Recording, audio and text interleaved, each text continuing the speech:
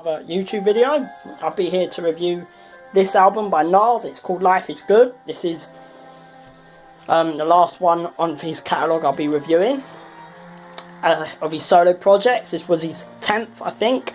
Starts off with no introduction where he's talking about his life, and it has a piano type melody, and he rhymes about his life story growing up, being poor, to where he is now. That's basically a diary sort of track, which I think was very good. Really enjoyed that track. I liked how he brought it alive and all that.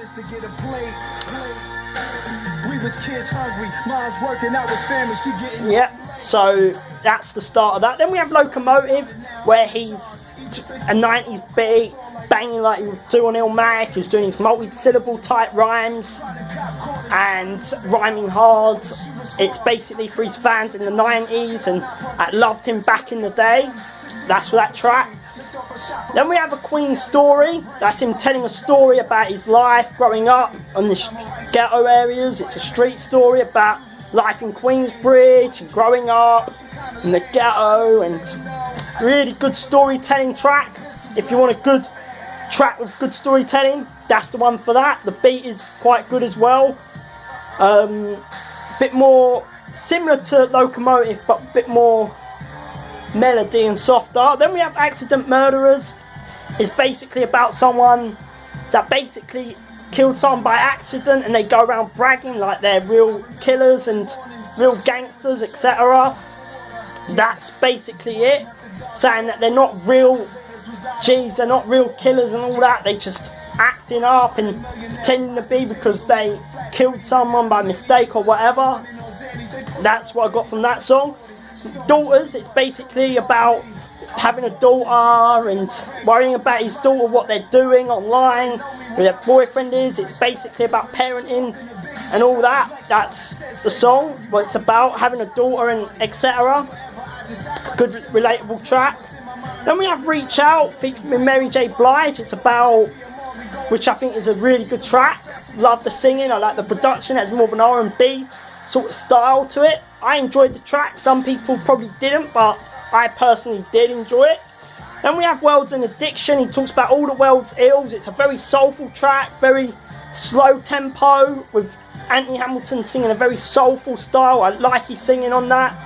And Nas talks about some of the world's ills and how people get away with certain things and certain things evil people do and all that, saying that there's an addiction of it. Really cool song. And we have Summer on Smash. It's just a summer track.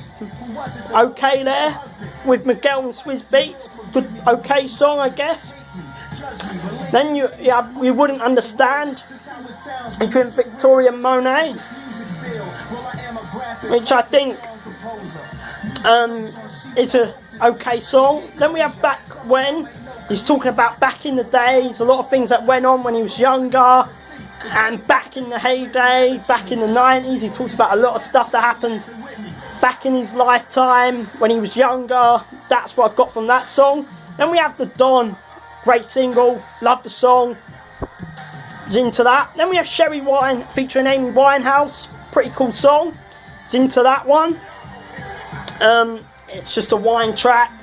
Then we have Bye Baby. It's basically about his marriage with Khalees and all that, how his marriage failed, how he felt at first about getting married and how it fell apart and all the issues with that.